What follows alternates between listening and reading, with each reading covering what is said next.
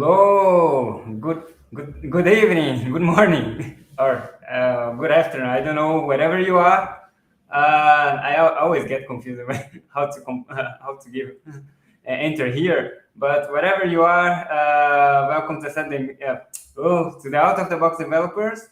We are starting our session. It's the first session of the year, so happy New Year for everyone. I hope everyone had great holidays and full of energy to start this year, and a lot of questions also to give us, so we can answer anything that you are looking after.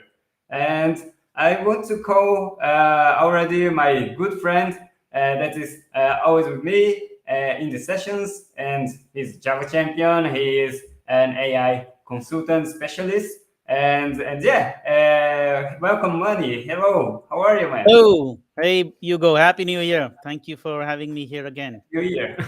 And those are very many titles you've given me. I don't think I deserve all of those. Oh But no, thank no. you anyways. All of them are real titles, so you deserve all of them. And well, today we'll have a lot of questions to actually we are discussing the backstages that we got a lot of questions during the last year, and now there are a collection of them that we want to address here, and because actually they are all things that people are challenges that people have during their day-to-day jobs, right? Yeah, absolutely. But also, it's mainly um, those questions are related to everything else that people are doing.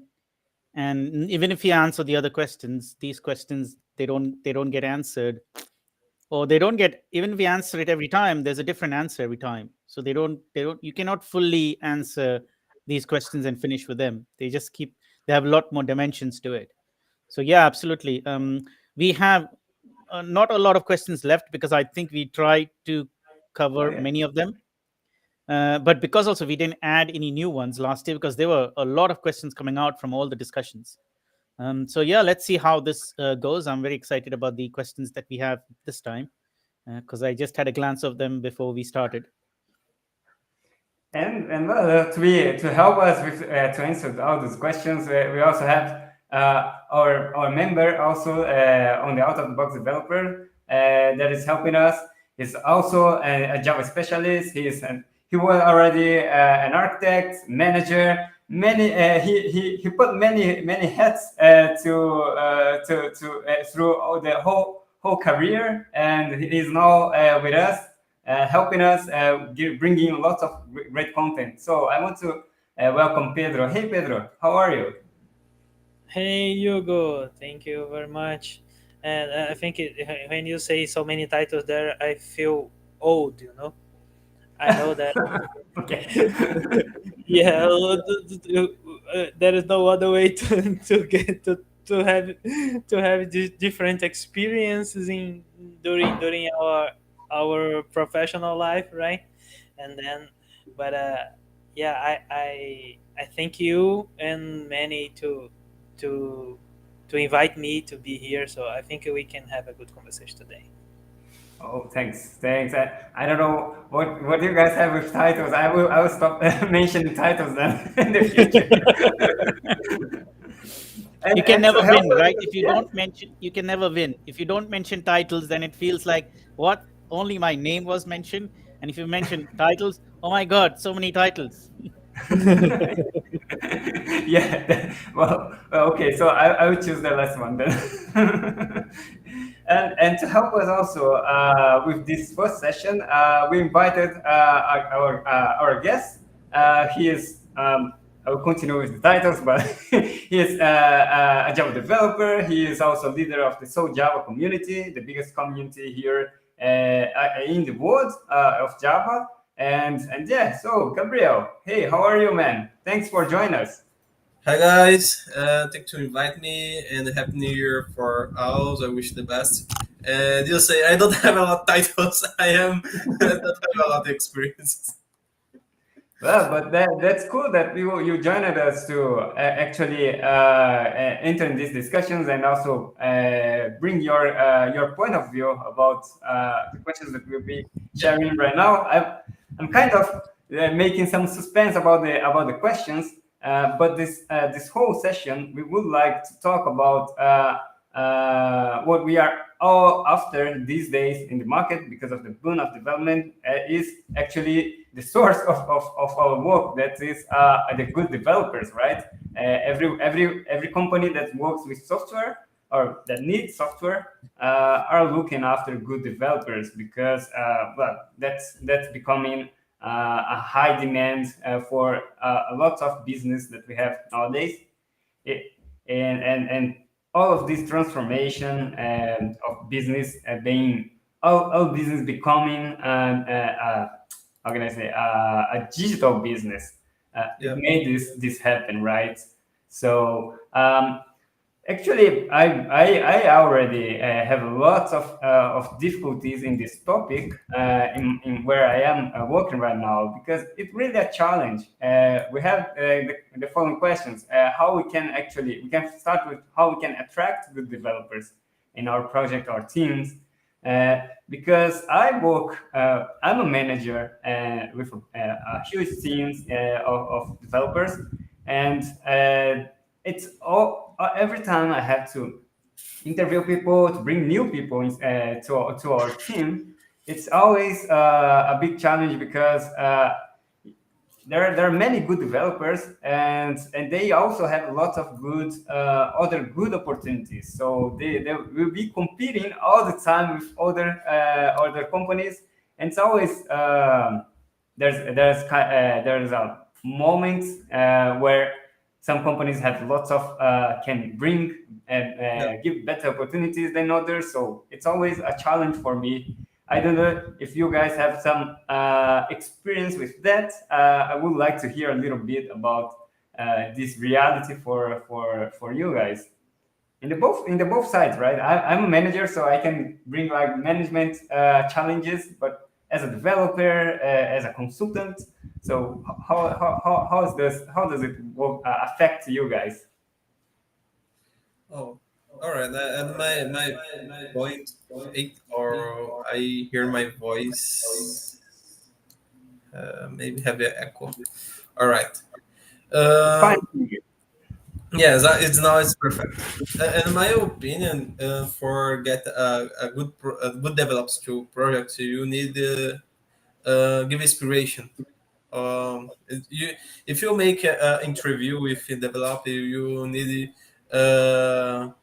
how can say sold a good image or a good technology. You're working, or one example, you're working with the last gen feature Java, or one example. If you developer here it is the years in the develop it's, oh my gosh, I need to work this because it's a good opportunity. Or another example, in my opinion, uh, developers don't work only to compensation, but working with the project and the heavy inspiration, not heavy inspiration, like projects have connection with develop. I don't know. One example, my profile like in the bank software, and if I work a bank software, I'm feeling so good, and my compensation not very high, but not very low. It's intermediating,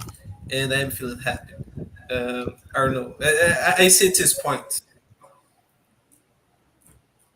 I think that it reminds me about this the change we had about the view of work when we about view of job what we see as a successful job.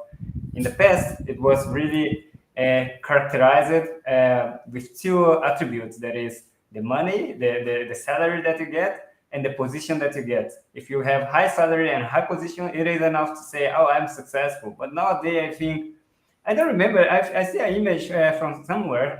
I'm out of reference here, but nowadays we see a lot of other things like the quality of your life, the time you have to do to expand, to grow in your knowledge and experiences that you have. And one very interesting topic that I see is about the emotional safety, right? The psychological safety that you feel in that group. It isn't. It doesn't anymore so attractive when you have high salary, high position, but you don't feel trust or trusted by anyone inside the company. That's a really stressful environment. At least for me, it does make a lot of sense. Yep.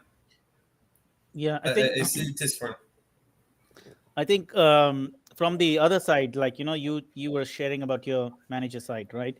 So a few tips would be, how do you, like the question itself says, right? Um, how do you attract good developers to a project or team? So that means your project or your team should look attractive, right? It's the same thing again in another way. So now let's go back to that and say, how do you make your project or your team attractive? Right now, it's not just project or your team. The project is your team and your team is your project, right? Let's take it that way. So both need to be attractive, not just one, right? Because if one is attractive and the other one isn't, it's still 50-50, right? Sometimes it's 60-40, sometimes it's 40-60, right? Okay. But still, it's not a balance. A proper would be both are attractive. Like, so how do you make each one of them attractive? And they need to be genuinely attractive, not like how advertising companies do. They make something ordinary look super extraordinary, right?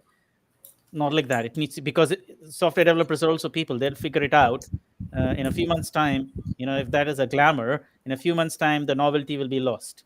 Sometimes in a month's time, sometimes in a year's time. And then when when you lose them, you lost their trust forever. Because as human beings, sometimes we can be unforgiving, right? Oh, it all depends, circumstance, all that stuff. So now, if you go back to that thing, how do you make your project attractive? How do you make your team attractive? Right? That's where the answer lies, right? So how do you make it attractive? But attractive is a very subjective word as well, right? There's a general attractiveness, but there's also subjective attractiveness. In every region, every culture, a team or a project will be attractive in a different way. Like the projects that are attractive here in Europe or in the UK may be ordinary projects somewhere else in the world, right? And vice versa. Same with what's attractive in the US. It seems what's attractive in the US is attractive everywhere in the world, right? But that's not true with what's attractive somewhere else in the world. They may not be attractive in the US, right? So now you narrow it down to subjective and circumstantial attractiveness of your project and your team.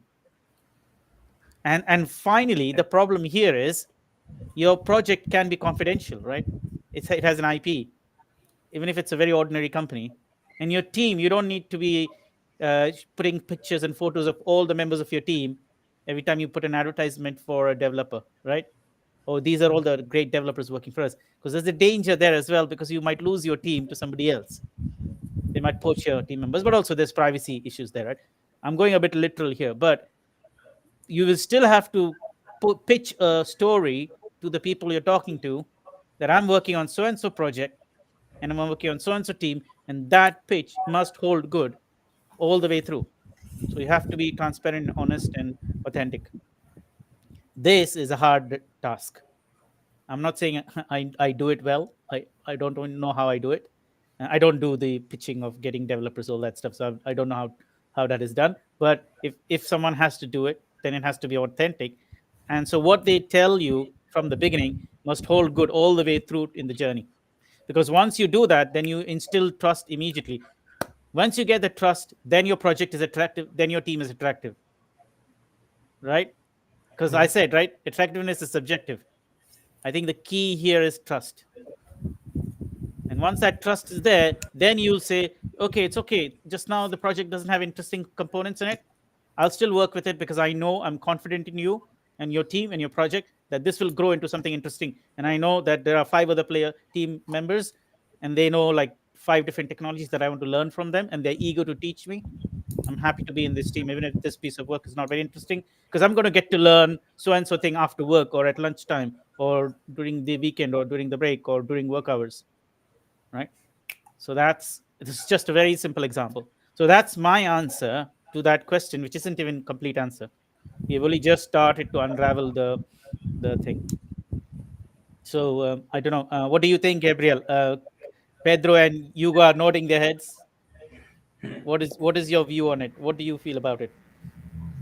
Yeah, I completely agree. There's lots of subjective points here, so it's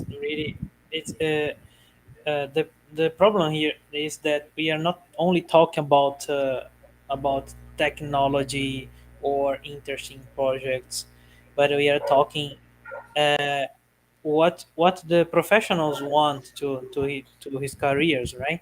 So, Exactly. for example, when there are lots of people that they are looking for something to work with some good and interesting technology, but what the interest technology that they like, not the interest technology that you like or the other people like, and other and there are lots of variables in this case. So, and when we are working, when we are in an interview, for example, most of the time it's the only moment that you can know uh, in which team you're gonna work and in which project you're gonna work, because it's not possible to find this outside. Like, oh, I'm going to interview with a company. I may know which product this company have. It depends on the domain of the business domain of the company, right? But most of the time we don't know. uh, and you have this small time, the interview, where the professional needs to find out all these things, and the interviewer needs to sell what they have and try to figure out if this match with this professional. So it's really difficult to handle using the process we have today, the interview process, to have this handled correctly, I can say, or Yeah. handle it in a way that everyone wins. Everyone Exactly. gets. That's the problem for me. And even so, we still maybe what I think in this case, well, at least what I have done when I was doing my interviews and when I was being interviewed, uh, I tried first of all I try to understand the other side. Uh, which technology do you like to work? How do you like to work? How was your previous experience in teams? We know that the software developer has some normal things. We have teams. We have things to deliver. We have most of them. We have process. Most of today's company use agile process. So, which kind of agile process did you use it? So all these common things should be handled, and there are other that are just professional things like, oh, I need to go to the office, I can work remotely. How some there are these common company things that we still need to discuss with this guy in this 1 hour time. So well, we all know the problem, the difficulties. What I do is what Manny says. Oh, I try to sell the project. So show which technology what we are using. Show that the team is a good team that likes to share things to each other. You can learn a lot here. You can teach if what you know, even if you are a real junior, or because everyone has moments that can help each other. So I try to show that, oh, the team is good, the day-to-day work is good, right? And then I see if it matches what the guy the professional wants. So that's my idea of this. But well, there is many variables, and we can talk here of each one of them all night, I can say. I'm curious to. I just want to invite the audience to. If you have, I have a question for the audience actually. What actually do you think it's attractive for you, for a team, for a project, for each of you? I think that's a good question because what I understand from what Pedro just said is to listen, right? Listen what the other sides are looking for, and actually that is very important because I have this I'm gonna say this the challenge to actually it doesn't matter if the person is if the other side have great skills but it's not interested in what your project has to offer or what the challenge that your project has. There's no advantage to continue this conversation and to try to hire, even if it is a really great developer. It won't be happy for him. It won't be good for him. It won't be good also for the company since it won't match those things. So that's a very interesting point. Most of people. I see a lot in our industry markets that people look only for the hard skills. Oh, I don't know a JavaScript framework. I know a Java a web framework, and I know lots of other tools. But actually, a few ask questions about what kind of problem, and in the both side, right? A few says what kind of problem they want to solve. A few developers say what kind of problem they want to solve, and a few companies ask what kind of problem they are interested to solve because we solve this kind of problem, right? And in my interview sessions, I try to be. I do also many interview sessions with candidates here to my team, and I have tried to address this kind of question. And it's fun because sometimes if the developer is very young, I can't expect a lot of this. I know exactly what I want. That's not a that's not a reality for young people. It's they are just exploring. They're just not want to know what kind of opportunities they have. But for experienced guys, yeah, they really have something already. If they have already, I don't know, 3 years of experience, they already know somehow what kind of problem they want to solve, right? Yeah, I think it's a good point there, and it is so very different. I have been to so many different types of interviews. Ones in which they are going to they're going to screen you from all directions to see every cell of your body is suitable for the job, right? And then the other one, they'll just have a chat with you, and they'll get the confidence, the gut feeling, the intuition that yes, you know the stuff, you can do it. And that you'll be yet another who will have various levels of screening process, and in one of the screening processes you won't fit, and you're out, right? You got like 21 interviews with these big companies, right? Am I saying it right? 9 interviews I heard in some companies, but then it's some companies are probably doing more than that, or some companies are even doing less. Some companies are still in hours conversation, and you're in, right? And maybe 2 more interviews, 1 hour each, but on different with different people for different reasons, right? Not technical interviews. And then there are ones that do 9 levels of technical interviews before they let you in. Look, 7 levels of technical interviews, and then 2 more non-technical interviews, and then you're in, right? And then there are some companies who will make you solve complicated algorithms. Then if you ask them, and I've had this conversation with a company a long time ago, I asked them, okay, you're going to ask me these questions. Are you using those kinds of things at your workplace? Are you solving those kinds of problems that you're going to make me answer questions of that nature? And they don't have an answer. So they are interviewing you for A, and they're using you for B, right? If you don't pass A, you cannot do B. So I don't understand that logic, right? It's not even practical enough. I mean, so I never went through some of those interviews because clearly they would say you have to go to do 1 hour of this, and we will check it out. And then I asked them, do you really work like this? When I finished conversation with them, like, does every developer in your company do all these steps? And actually, that's not the case. That's just an interview process. The steps are done differently in the company. There probably isn't a step. Like I asked them, do you put a timer on the table to say in 30 minutes, in 15 minutes, you got to complete this. Otherwise, I cannot merge your pull request ever. You don't tell them that, right? So that's what they And do. you They give and you a you 30 cannot minutes. go to Google, and you cannot look at in a book. Yeah. Yeah. And then everybody's got a different definition of clean code, right? Only their definition of clean code applies to your code base, and they won't even discuss it with you. It's a one-way ticket. They will tell you how it is. Okay, it's not good. Out. You're out.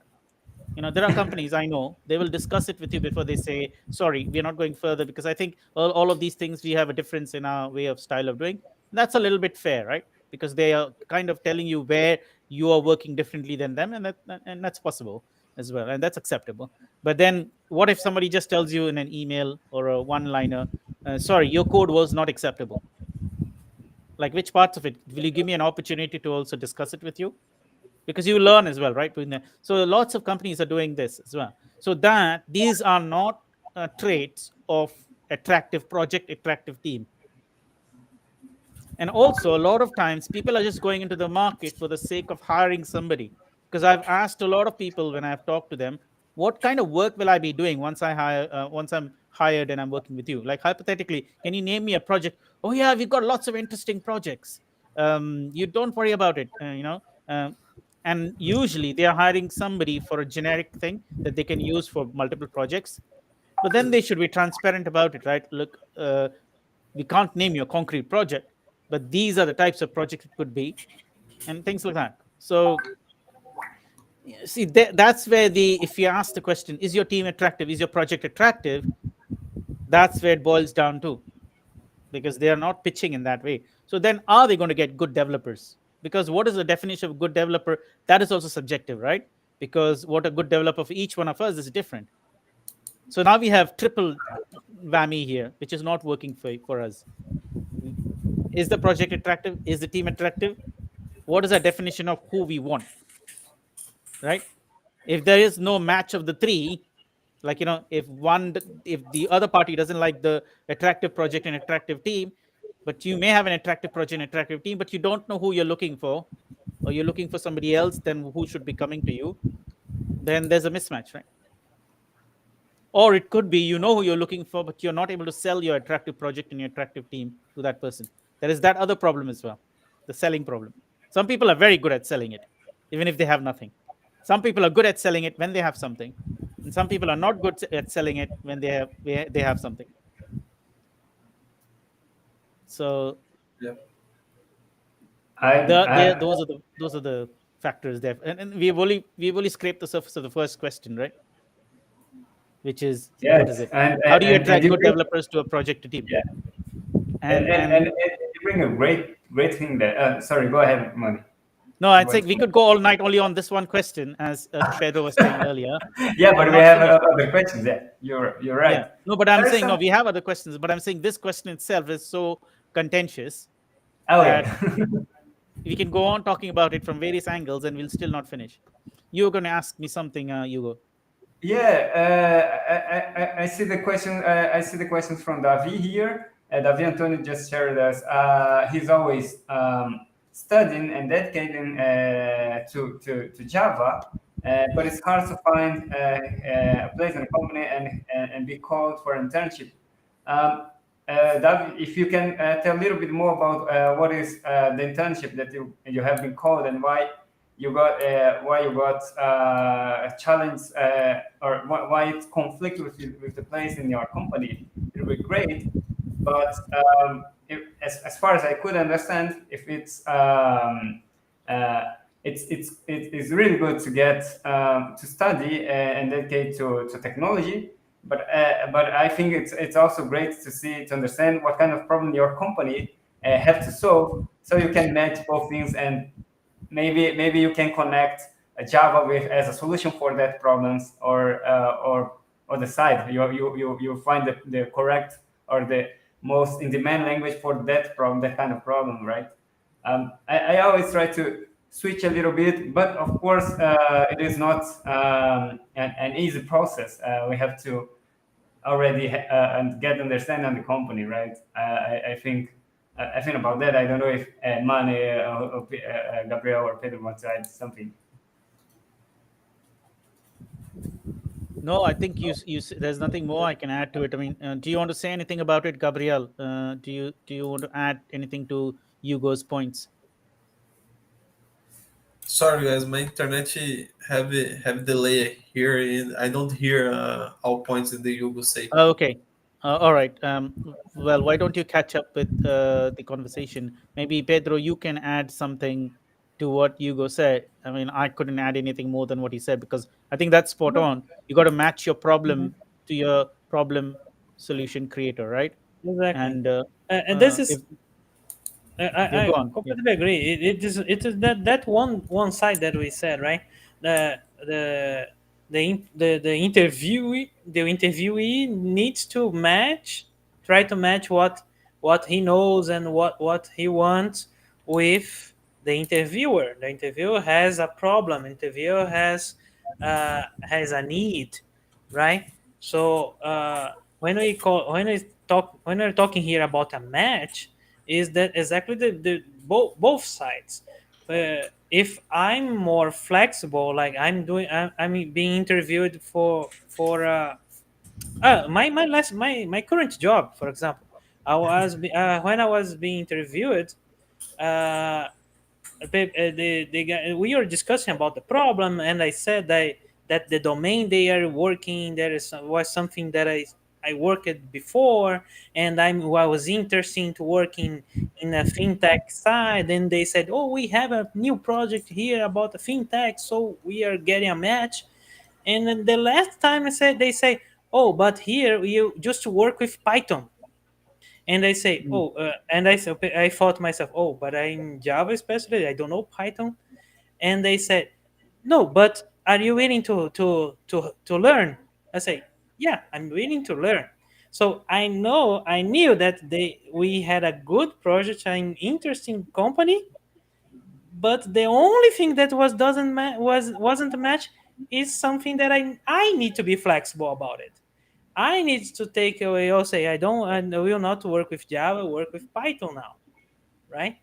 Because they cannot change everything from Python to Java, right? So that's maybe sometimes is the case. Sometimes we need to be a little more flexible because the company has much more difficult to change everything than you. So of course you want to be that flexible, or do you want to try another opportunity and try to find a Java one? It's something that we need to match as well, right? So Yeah, this is the way we attract each other, right? I can attract the company can attract me. yeah, actually, yeah, spot on. So there is that angle as well, where are you willing to learn? Are you flexible enough? Are you open enough? And things like that, right? For sure. And I think that's an interesting indicator that the company is flexible also to, they know that you are not a Python developer, but even though they see all the other characteristic and start and give this opportunity and try find a path to make it possible, because To they make it see work, right? value on all the other things that you can bring to them. So that's a great way to see and a great indicator of interesting, of attractive company to work. I think.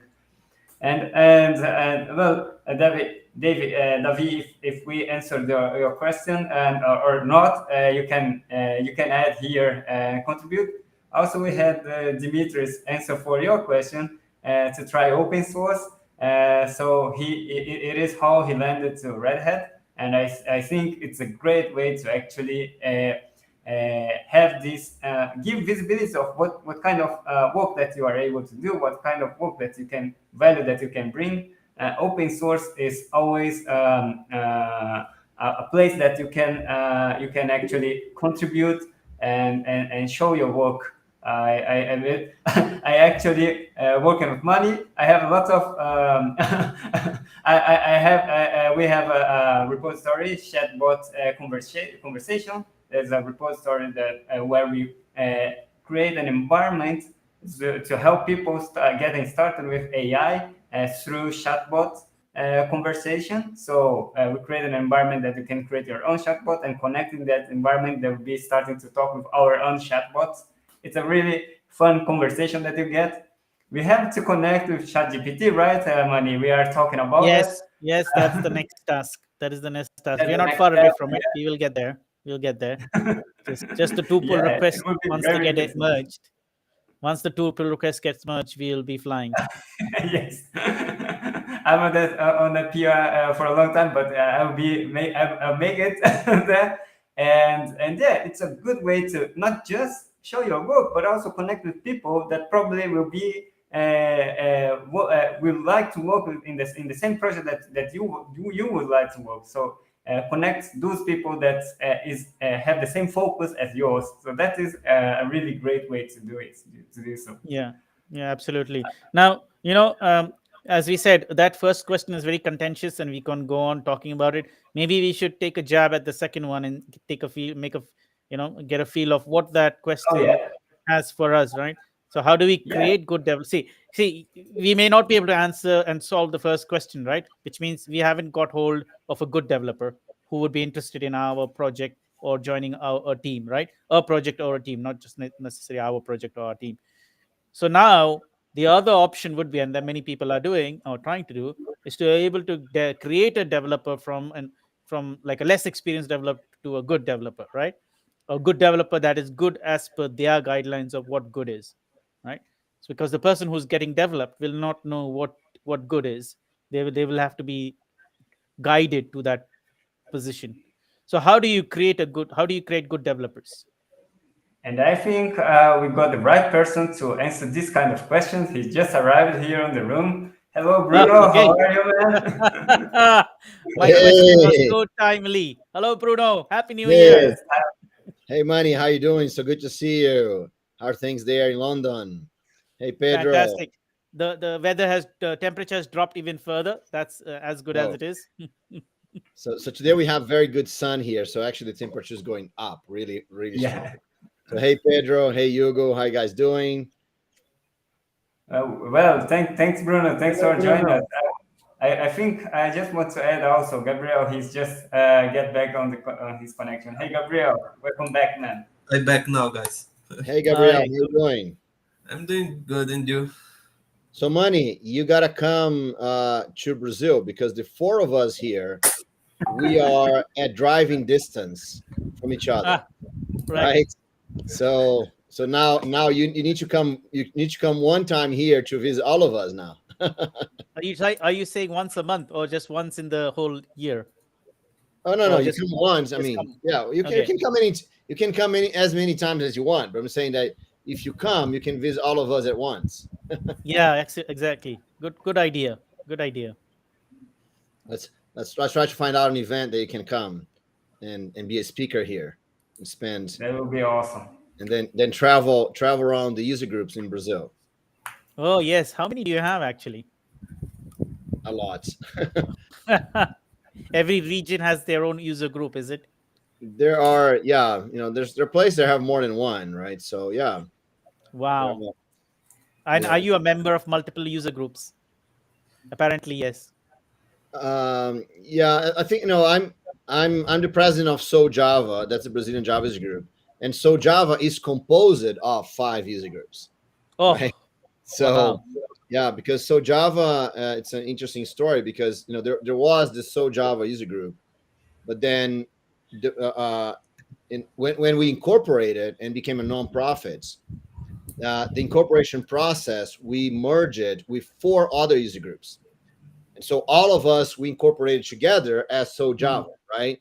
So then that's why we have 5 user groups that actually are that makes So Java. So Java is the largest one, it's the strongest, have the best brand, all of that. So that's why the brand survived it. But it's 5 user groups that merged together to become one. Great. So earlier, before you arrived, and I think you partially heard our question, and Hugo actually spotted you in the lobby. So we could repeat the question for you. Actually, it's in the chat. Yeah, let's repeat the question because we had some Yeah. Yeah. some discussion in the middle. So the So question, you the can have a lot- question, yeah. absolutely. But The I was question- watching you guys. I couldn't join. Oh, okay. I was watching you guys for quite a while, right? So yeah, so All that right. has been Okay. discussion so far. You enjoyed the conversations? Yes.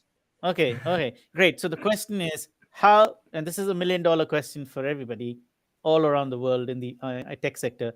How do we create good developers? Yeah, that's a very that question. I agree with you, Money. That is $1 million question. Actually, that's probably a several $billion question. Yeah. Because the You can't developer put a price to it. You cannot Yeah, put a price to it. because the development industry is a huge industry worldwide, right? And we do have a shortage of developers. I think that the artificial intelligence tools we're probably going to make easier for more people to solve problems using software, and the no codes solutions also going to help with that. So I think there's going to be more people that will be creating code, right? But there always going to be a core of people that need to be really writing code to solve the biggest problems, right? I think that's doesn't matter how many developers exist, right? Using no code or artificial intelligence tools, I agree. always going to be someone that has to write the artificial intelligence tool, someone that has to write the frameworks that the artificial intelligence tool going to use, right? So so there is, and I think that I like I'm gonna since you dropped that question to me, I'm gonna say the 5 things that developers, that's what I call the 5 skills that a developer have to have, and then what can you do to build that skill on you or someone else, right?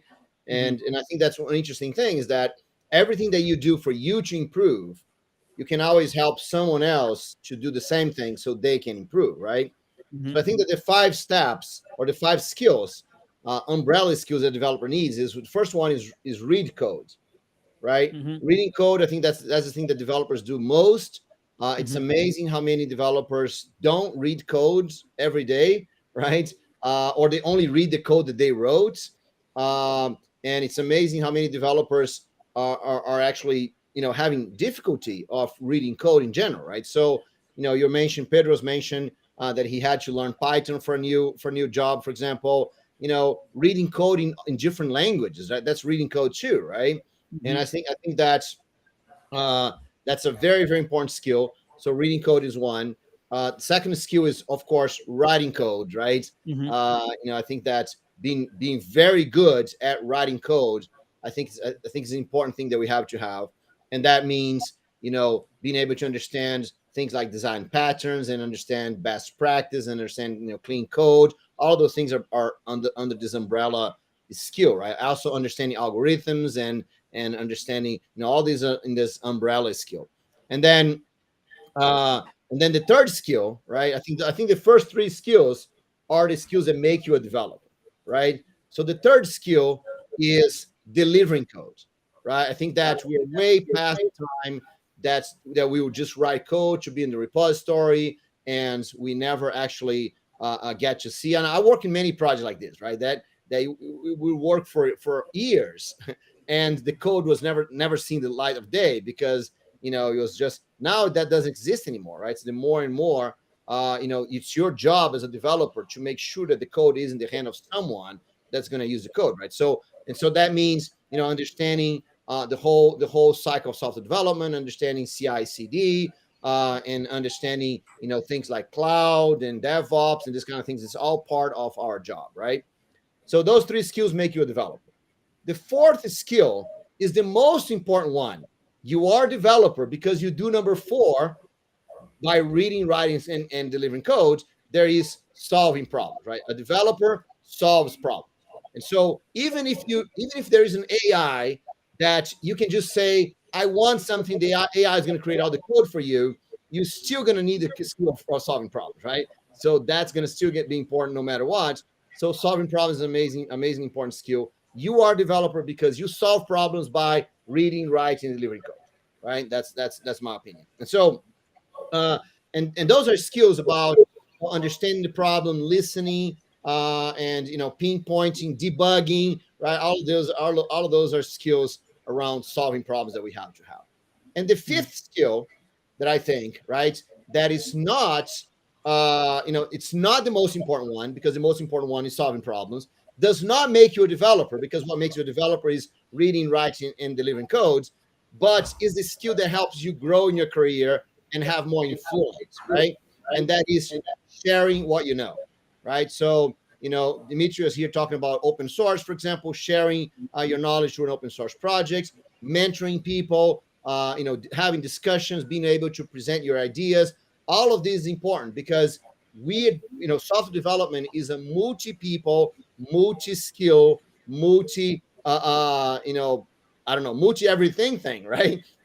We have to talk. There's lots of people involved. There's all kinds of concepts involved. If we're unable to discuss and present and and understand each other, right, it's really, really hard. So sharing your knowledge, it's amazing important. So my opinion. So now, answer. That was just the idea, right? So my opinion on the question on how do we build amazing developers, right? We help developers to do those 5 things every day, right? Because Yep. the only thing that builds a developer is the skill. And his skill, you only have a skill if you do it. If you don't do it, you don't have the skill, right? So someone said here before, I think it was David, that said, I'm studying, but I don't get an internship, right? Well, you got to do, David. I don't care what you're studying. I care what you're doing, right? So you should say, I'm doing all those softwares and I still don't get internship. And that would be a harder question to answer, because if you're doing all those softwares and you don't get an internship, that's probably not true, right? If you're doing lots of software, you will get an internship. That's why Dimitri said, go participate in open source, go do software, right? And that we're going to get you a job. So the solution is, how do we get people to do those 5 things every single day, right? How they can read code, write code, deliver code, solve problems, and share their knowledge every single day. And one example I always like to point out is a girl called Jennifer DeWalt, right? So if you can Google her, Jennifer DeWalt. She had a project called 180 days of code. So if you Google that, Jennifer DeWalt, 180 days, you're gonna find her. And so she was an artist, right? She did performance, nothing to do with software development. In her blog, you're gonna see a picture of her doing like a performance on a stage, right? So that's what she did. And she decided that she was gonna learn how to code, how to be a developer. And she put herself this 180 days. What she did in 180 days, every single day, she defined a problem to solve, right? And then she read code to understand how to solve that problem. She wrote code. She put that code available for other people to use, and she wrote a blog post, right? So she did that for 180 days. By the end of 180 days, she had got a job. She had got a partner to launch a company. And then after that, she launched another company, and she eventually got accepted at Y Combinator, the largest incubator of startups in the world, right? So she went from I don't even know what computers are to being a Y Combinator founder, right? In a year, right? By doing those 5 things. So that's why I think that's how you build a developer. Sorry for the long answer, but I think some answers need to be complete and concise like that. So it's not a long answer. I think it's a very compact answer, because it solves many people's problems if they focus on those 5 things. And it's interesting you say that, because I started my career only knowing how to write code, right? Not even read code, because reading code came later on. Just write your own code and understand your own code, and sometimes even not know how to read your own code, right? Right. Yeah. That was 25, 30 years ago, right? And then I started to read and write code, and then I started delivering code, which was way later, because in the beginning no one is really interested in your code, right? And you don't have your Right. code to give to anybody. Then came, the problem solving came all along, actually. Somehow that problem solving was getting built every time I was getting from step 1 to step 3. But the sharing came only 10 years later. Because why would you share your code with anybody, right? In the earlier days, it was possession. I am very possessive of my code. I don't want to give it to anybody. I don't want anybody to see my code. It's secret, right? I think we all have had that, right? We all had It's that. only Yes. 10 years later when I discovered, oh, wow, there's this thing called open source, which means you develop in the open, you share your work in the open, others do that as well. You contribute to their work, and they contribute to your work, and they Right. even include your work into their systems, right? And that's when the fifth element opened up for me. And then when that started happening, then I started doing presentations, you name it, workshops. And I think you know the rest of the story, Bruno, because I think we've been in the journey around that time. At least I started my journey. My real journey started then, even though my original journey started even way before that. Mhm. But yes, I can actually see myself going through all those 5 steps in the last 20 odd years, from like step 1 to step 5. And I hope now I can call myself a good developer. uh, That's Still trying great. to do all of those things in a balance, but yeah. So yeah, absolutely, I think this is invaluable information for everybody who's interested in investing in developers. When I say investing in developers, it doesn't mean investing money in developers, but investing time, effort, resources to make them good developers, Mhm. right? So absolutely, this is Yeah. yeah. And let me point out what Dimitri's saying here, right? That he did a little thesis here on the chat. He says that um, open source is great because you write codes and you work with real people. You have to pass code reviews and fix it. It forces you to collaborate with other people to solve real issues, and it makes you a better developer, right? So potential employees can recognize you as a great candidate, right? So yes, so basically, I think that open source is a way to do all those 5 things every Yeah, day. absolutely. So if you participate in open source, you can do all those 5 things every day, and that is by itself very valuable. Yeah, absolutely. Yeah, no doubt about it. Yes, thanks, Dimitri, for summarizing the whole thing there. Yes, Right, yeah. I'm Dimitri impressed. represents Red Hat. Dimitri is still with Red Hat, right? Yes. yes, he said Oh this. yeah. Yes, Yeah.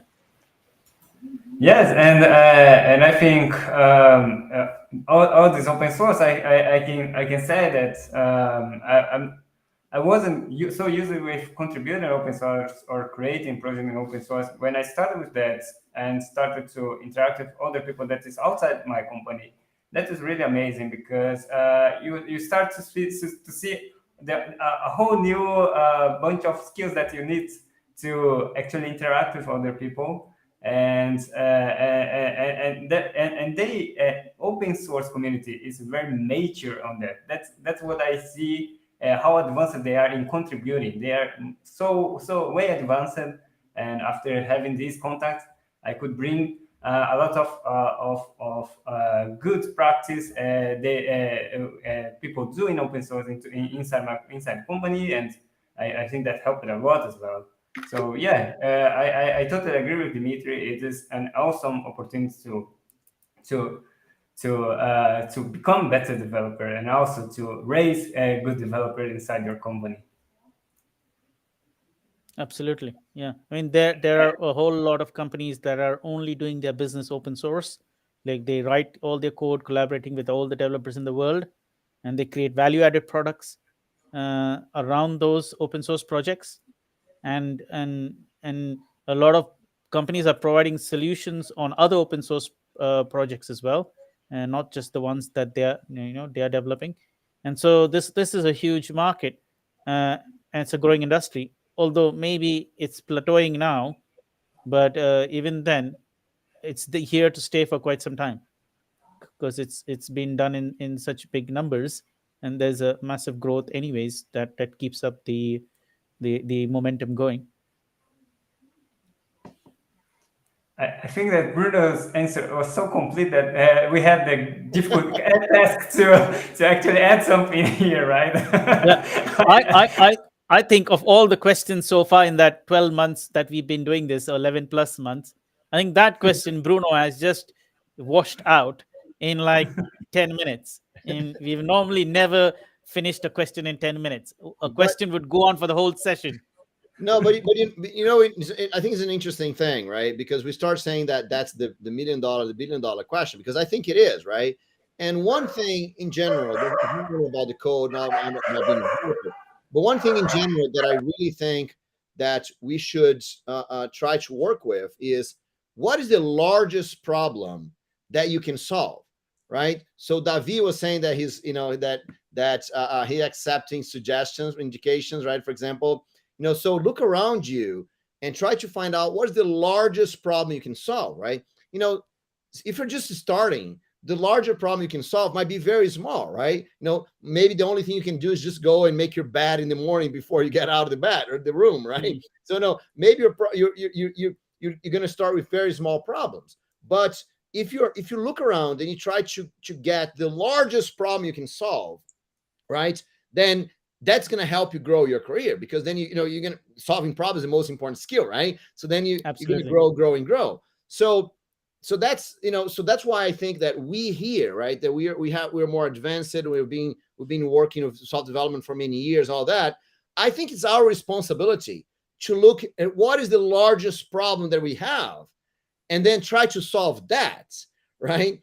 Because because if developers like us, if we're just doing CRUD systems, right, that's we are underusing our abilities. So I think, and for me, solving that question that you guys ask it, right?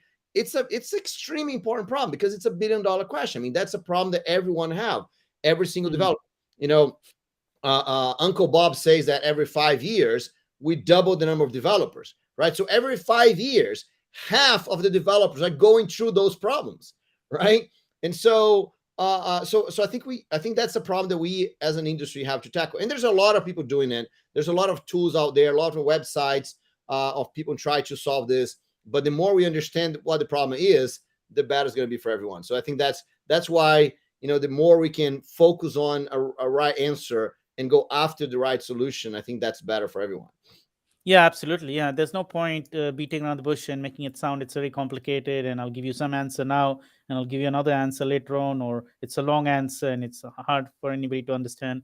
Yeah, I think like the answers you've given really help people think about it and move forward with it, which is what the saying goes, right, that Hugo wrote the other day: let's think outside to get further.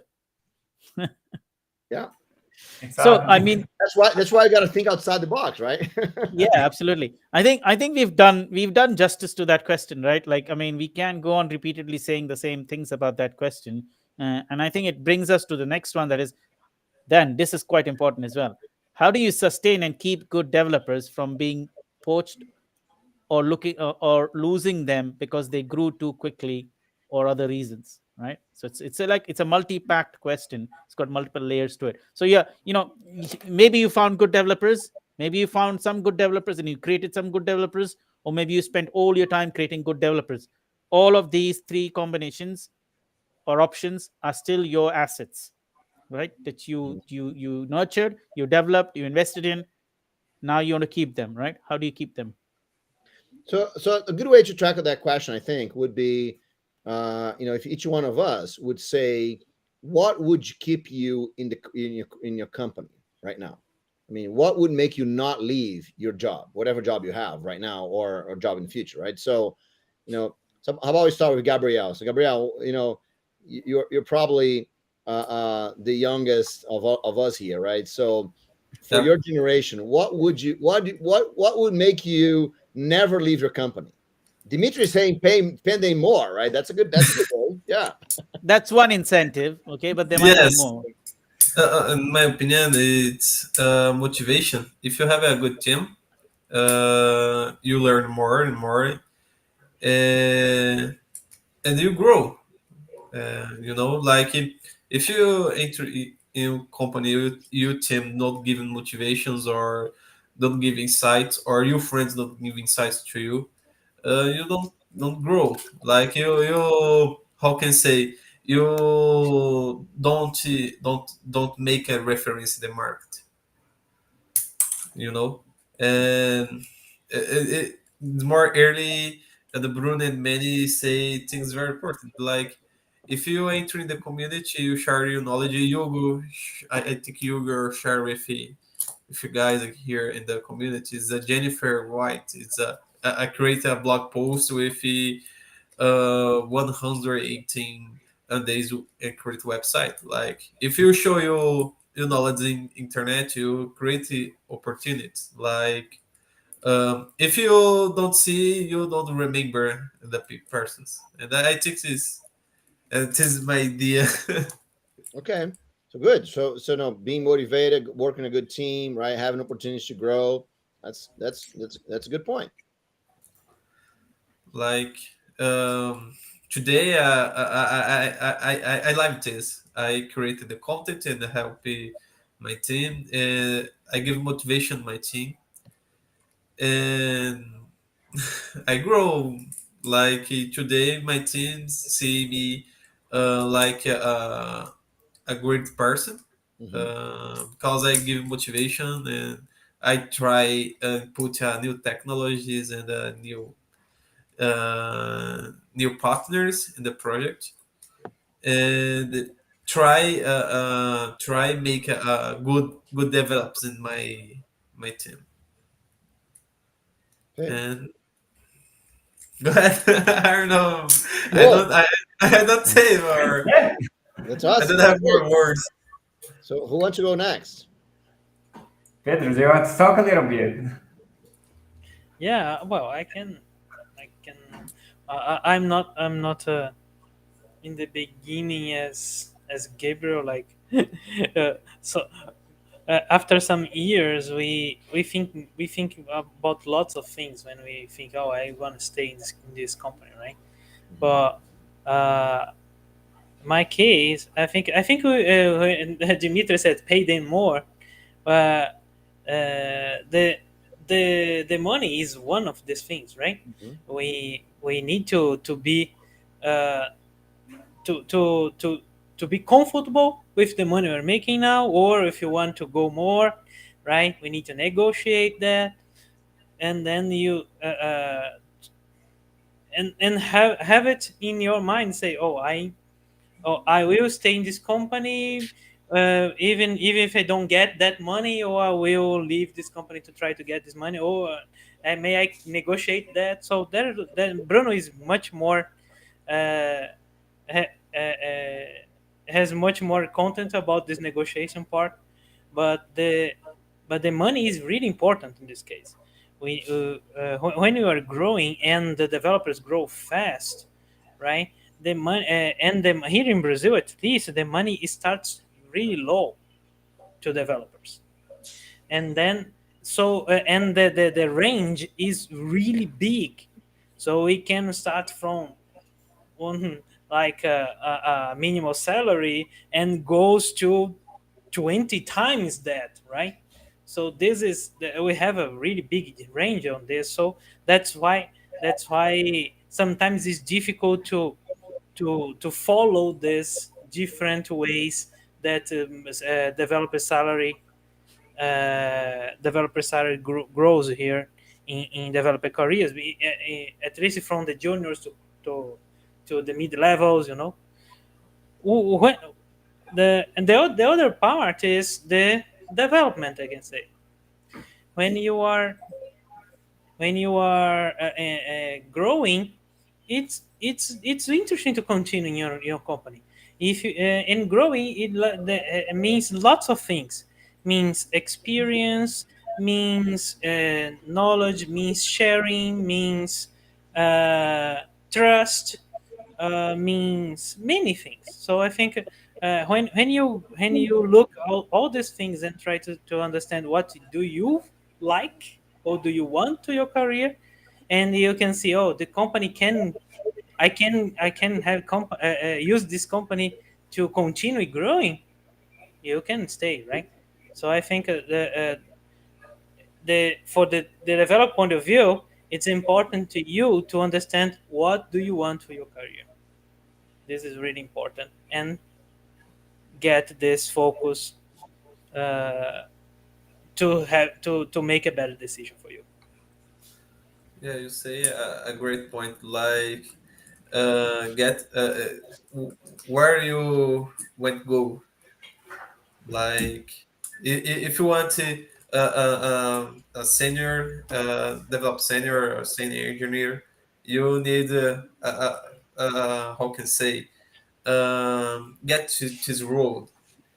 And if you get another word, like, yeah, it's more difficult to get to objective, and this is very true. Like, if you don't define you objectives, you don't grow. In my opinion, like, I am example, which is, I don't have objectives. I don't have plans in the past, and I don't grow. Like, I worked more or less 3 years in the company, and I don't like I don't like my job, to past. But I create my objective, work inside this, and now I work with software engineer. I work in a good company, and I work with the things I like.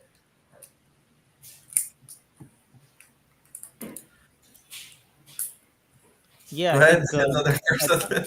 yeah, I think we are saying the same things about yeah, having goals and objectives is also what your motivation is connected to, right? Because if you don't have goals and objectives, you won't also have a motivation to do something, because your motivation is also gearing towards an end Yes, goal, right? So having that motivation and aspiration is important. So they're all kind of interconnected. And then I think Pedro mentioned about the money part, right? But for different people, it's different things. Sometimes you may get the money, but then it doesn't give you fulfillment, which means you will not feel growth, right? And then that money is not helping you mentally, emotionally, spiritually, or any other way, right?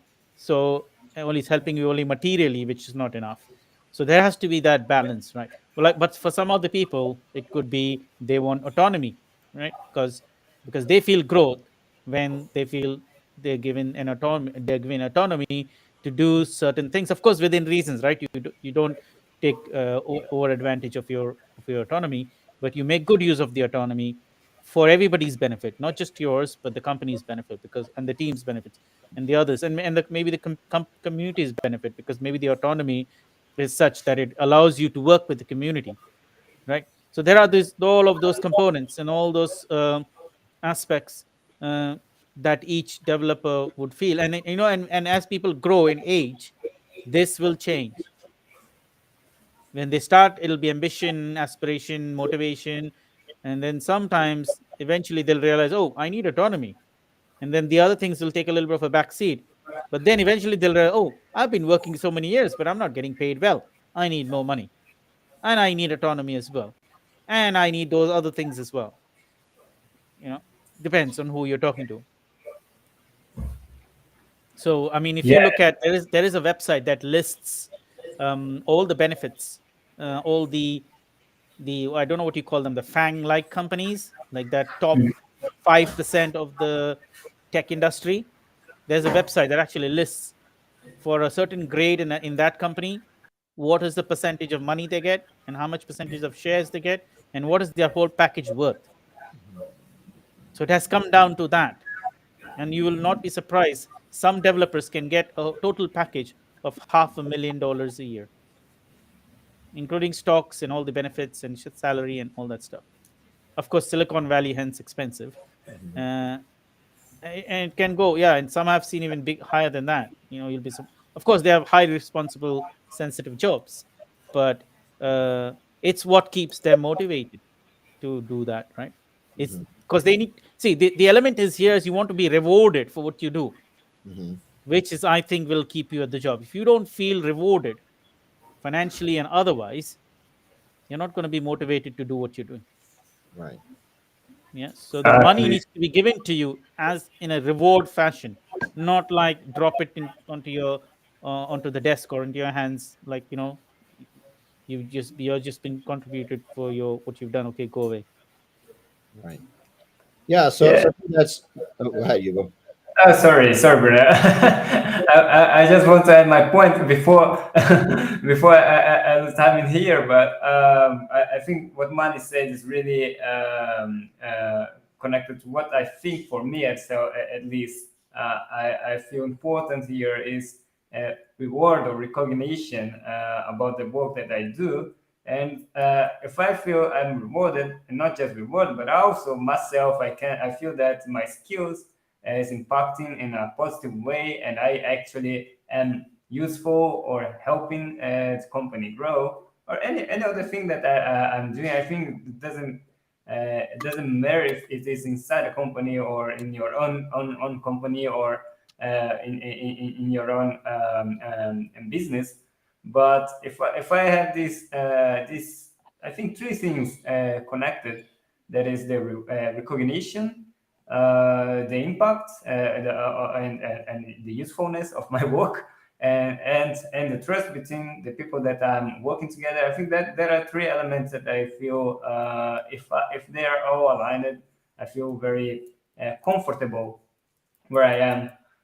But of course, what Dimitri says, he said a lot about the money and the reality where when you are alone, you cannot worry at all. But when you have the family, you are. It is the most important thing because you are doing for your family, and you have more important thing than you yourself fulfilling your own desires. So yeah, that's true. I think once you have a good salary, don't have to be the highest salary in the market, but you have a salary that is rewarding by your work, that is uh, uh, good for the work that you do, and it's enough for your family. Then I think there's that is the three element that I usually put to myself as, oh, it's a good place, or not.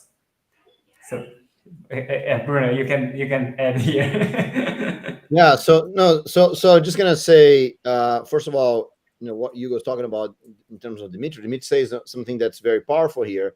It says because it's hard to explain to our daughter why it's better that dad has an interesting job, but just she doesn't have good insurance, right? So well, you know, explain to your daughter that she doesn't have a good insurance. That's hard enough by itself. But I think that I have a friend of mine that I talked to him a few years ago, and he was all happy that he had changed jobs to a very interesting job, that he would do things, work with new technology, and it was all good.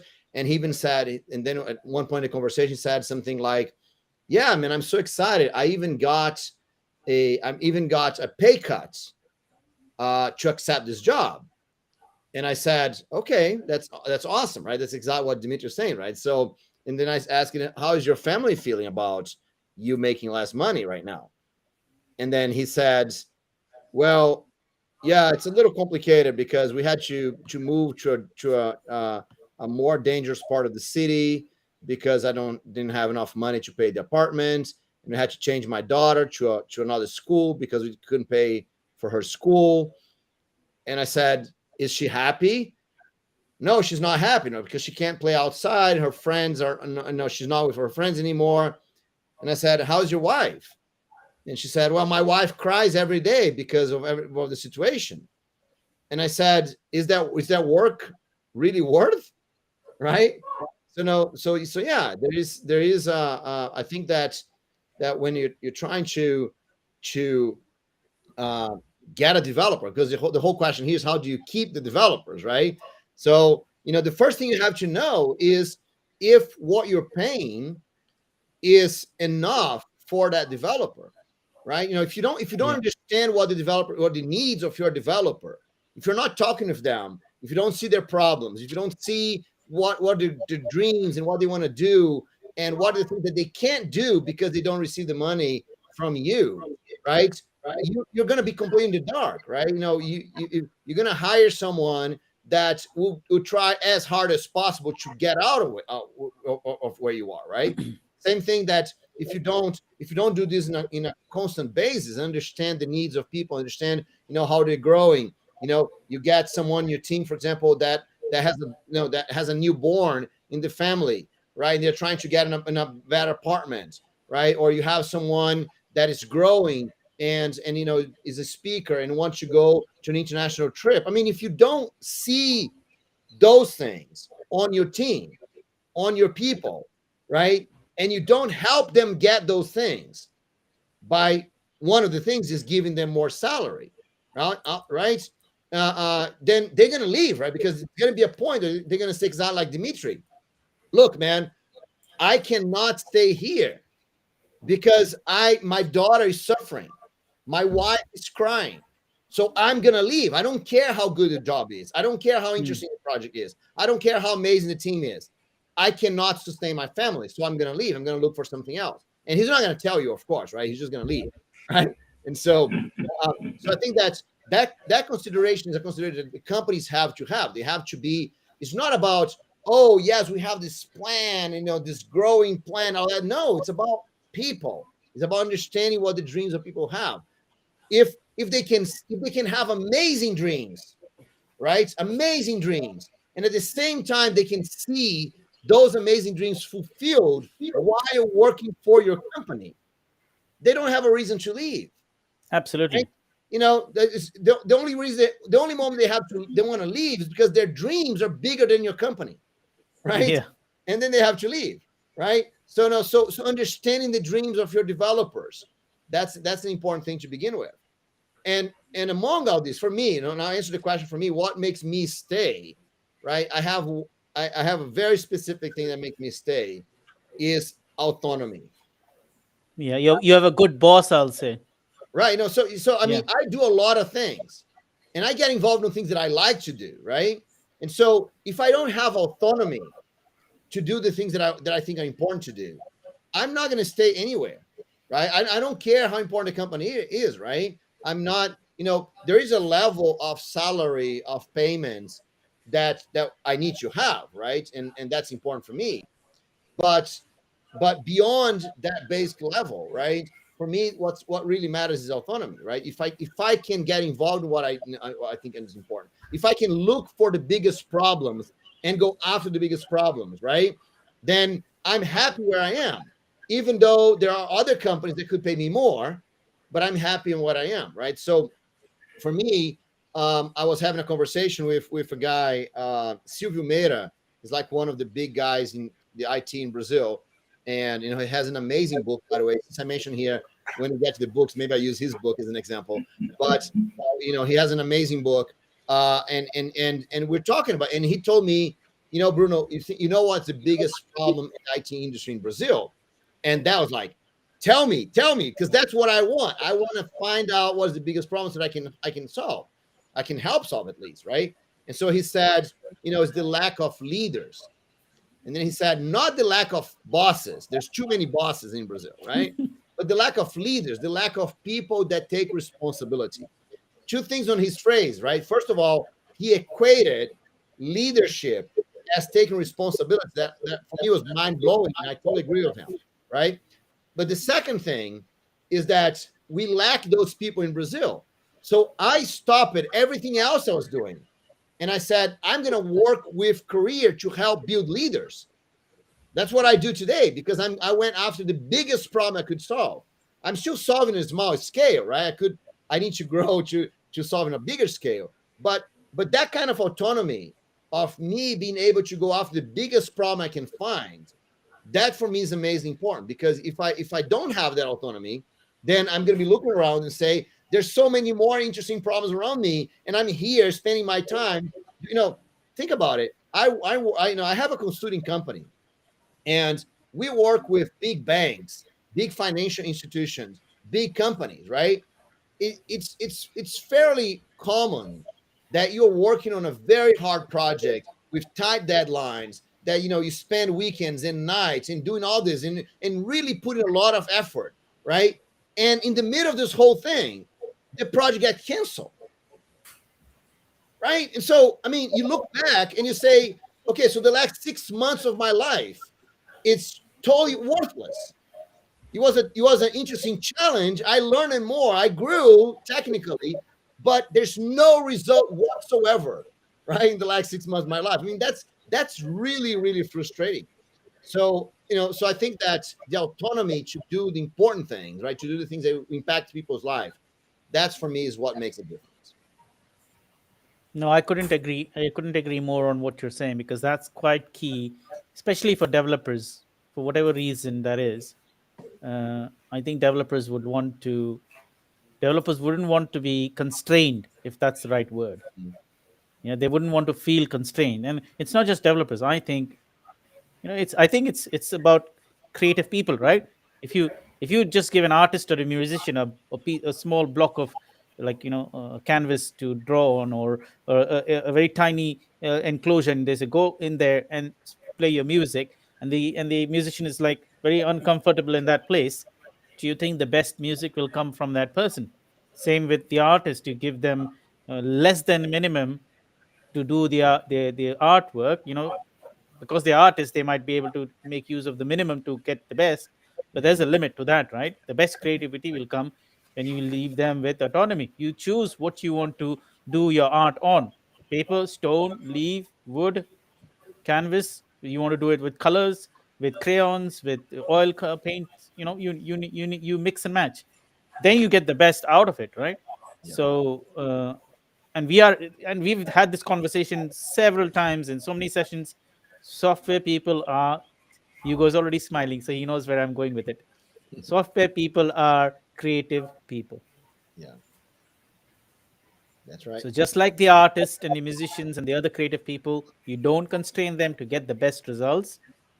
You give autonomy to your software people. That's right. Right? Especially when they are more experienced as well, because they're even more sensitive to lack of autonomy. Right. And that's one of the key factors to sustaining your good developers in your team. You can say, hey, we've got a great team, we've got great people here. No, but you're constraining your developers. Then you're not giving them the autonomy, so they're not going to be able to produce the best of work out of their goodwill. That's right.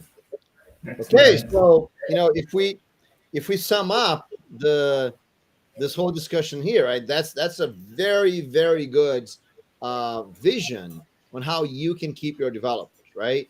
And that I mean you, the manager, you, the director, you, the owner of the company, but also you, the developer. If you can help other people in your team, even if you're just a developer, you're not the manager, you're not doing, you can't increase salary, nothing like this. But if you can help people in your team to feel those things, right? You have autonomy, for example, right? To be part of a good team, to be doing something that's important, right? So if you can help those things, then you're gonna help your company to keep the good people, right? So and a lot of times, right, this is easy to do, right? It's just kind of give responsibility to someone, right? Give them autonomy. Don't keep like, oh yes, you're doing just hold everything wrong here. So just kind of give people in a good place for them to work, and that's a good start. Yeah, and it's one of the factors, right? We haven't covered it all. We don't know it all, and it's so subjective, and it's so different from different perspectives in different environments and different combinations.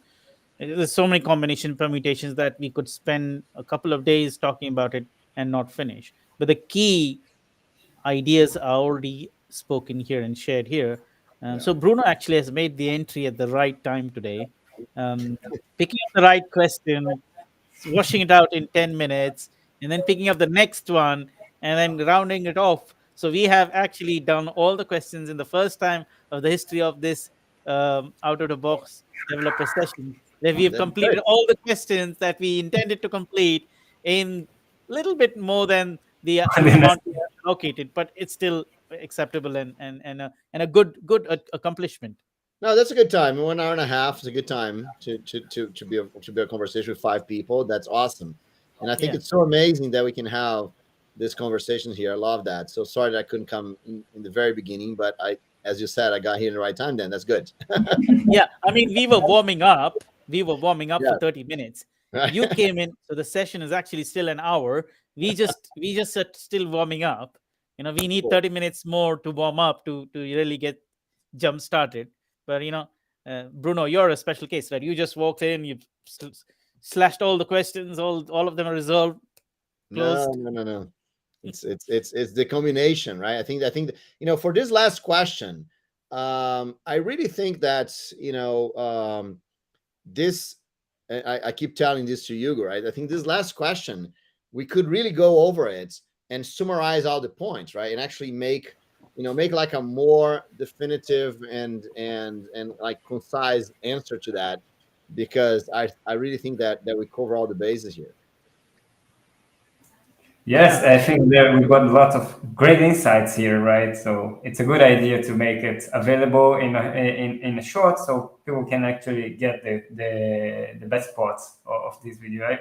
I really appreciated the discussion today. It was amazing tips from every question. I got a lot of new lessons to bring to my team and actually grow myself. So I just want to thank. We are reaching our end of the session as well. I want to keep our tradition by sharing a book for our audience. I hope our audience also could enjoy the whole discussion. Thanks a lot, Dimitri. You contributed a lot here on discussion, but also David, Max, and I see NK Menzu and Jess. So thanks a lot. Hope to see on the next session as well. But yeah, let's go. Let's jump start with the books. What do you think? Yeah, sure. Yeah, I think it's a great idea. So I will start since I'm here in the biggest window right now. But I want to share the book called the code culture, the culture code, written by Daniel Coyle. I think it's really it's related a lot to this discussion today, since it is a lot about people, about growing your team, growing people, and creating good environment. So I share it here in the chat.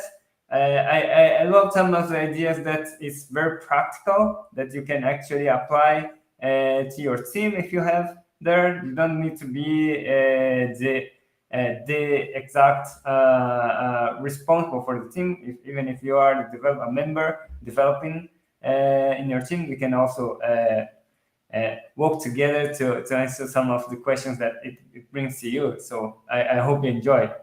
And yeah, who will be the next? I'm happy to share my book. I've already put it in the chat. It's called Deep Work, and it's also similar, a non-technical book written by this person called Cal Newport. And I've read this book quite a few years ago now, and I've also used the material from the book in my presentations because they are so impactful, that what he shared. And he's given a lot of tips, and especially it's for technical people like us who spend a lot of time behind computers and through smart devices and listening to notifications, that our concentration levels and our focus levels are not really there to that level. When we are doing work, we're getting constantly distracted with notifications and social media and all those kinds of things. And he's actually gone all the way to the other side, where he's actually detoxed himself from all of these things. And the book is a great book to find out how he has done it. It's not a lot of pages to read, but every paragraph you read in there, every chapter you read in there, there's a lot of takeaways. So I highly recommend the book. Great. And I have one education today. It's 100 gold lessons. It's not a technical book. It's more soft.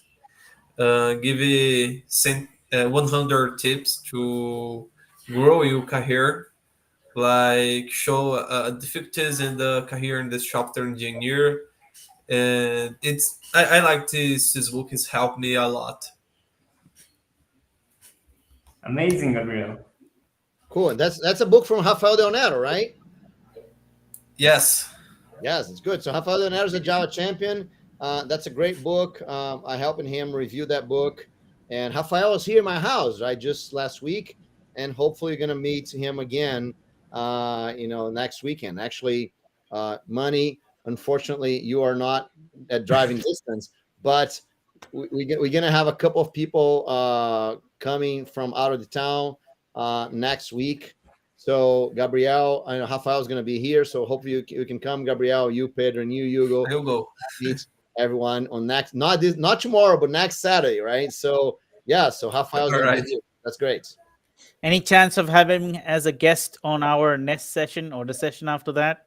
Rafael He Donello. doesn't have to drive anywhere for that. Yes, you should invite him. That's great. Yes, I we'll talk to him for sure. I will leave it to your good hands, yours and Hugo's good hands, to have that guest come in 2 weeks from now or 4 weeks from now, whenever possible. That's good. Awesome. I'll talk to him. Yes. Thank you. Amazing. So he's there near you, by the way, right? He's in Dublin. But Oh, he's is it? yes, but he's visiting his family here in Brazil this week. Ah, I see. I see. Pedro, do you want to share your Great. book? Yeah, I'm sharing this book. It's called It's in Portuguese, right? It's a Procrastinação, Guia Científico sobre como parar de procrastinar, like procrastination, right? And well, the idea is to be like discuss some scientific talks about procrastination, how to handle that, and how to stop doing that, right? So it's a book that I found it in Kindle Unlimited. I have the signature for Kindle Unlimited. I think it's really worth it. There are lots of not good things there, but there are many good things, and this book was a good one, and I think it's worth sharing it here. Anyone who has Kindle Unlimited can get it for free, but it's not expensive. Okay. Great tip. And now I think it's Bruno's time, right, Bruno? Right. Okay. So I have two books. You know, since Pedro mentioned book in Portuguese, I was going to mention a book in Portuguese. So I'm going to do two books, one in Portuguese, one in English. Right. So my Portuguese book is the book from I just mentioned here, Silvio Meira. Right. So that's the book right here. Is New Business in Brazil. Right. So he talks about startups in Brazil. Right. So that's a great book. It's a very fun book to read. You know, he goes over absolutely everything that you need to build a new business. Although it is in Brazil, but you know, it's you know, you work for any kind of business you're gonna do. Very, very good book done by one of the guys that kind of helped build the software industry in Brazil, and he's an investor, right? So really good book. I put put the link right there. You can get that. Interesting book because it has this large format here, right? I like books with large formats and big letters and things like this. And what made me remember that's my book. It's also big format, right? So that's my book. We're also big letters, right? So and that talks exactly about the discussion we're having here, right? So how to be a great developer. So that's the second book. I put the link there in the chat. Is the best developer job ever. This is in English. You can get this book on Amazon. It's extremely cheap, right? And then you know it's also on Kindle Unlimited, so you don't even need to pay if you don't want to, right? So the best developer job ever. 5 steps for you to have a dream job and high salary and career freedom, right? Because I do believe freedom and autonomy is important for you. So I wrote a book with the steps that you can get that. You meant to say economically priced, isn't it? Economically priced. extremely Yes, cheap. very, very, very easy to buy, right? You know, Yes. if you have Kindle Unlimited, you don't even have to pay. So that's great. You know, because if you introduce your book as very cheap, it doesn't sound Doesn't sound very good, right? Yeah. it doesn't sound very good. So you want to It's say a very economically valuable. priced. It's for the value that the book gives you, Yeah. right? It's it's Value the for money. price. Yeah. The price is very low because the value is awesome. We agree. So that's it. Great. All the 5 books dished out, shared with the network. I'm with the community. I'm hoping each one of those books will be read by some or all the members, and you know they'll help them expand their knowledge and experience, and they'll come back with more questions next time for us Cool. to keep us on our toes. Amazing. So thanks everyone. Hope to see you all next time then. So Thank you thanks very for much, all everybody. the guests here. Also, thanks Gabriel for joining us and contributing this discussion. And yeah, let's. I hope to see you all on the next. It will be in 2 weeks. We'll be doing every 2 Fridays. Okay. So see ya. All right. Bye bye. See you. See you Yeah, guys. bye-bye. Thank you, Bye-bye. everybody. Bye. Hey, wait. Let's take a picture before. Okay. Right? So just give me a second here. Let's take a picture so you can. So just keep waving. Keep waving for 1 second. And smile. Oops. Wait. Okay, again. Smile. One more. 30 seconds. All right. Thank you. Okay. Thank thanks, you. everyone. See you all. Bye bye. See you. Bye-bye.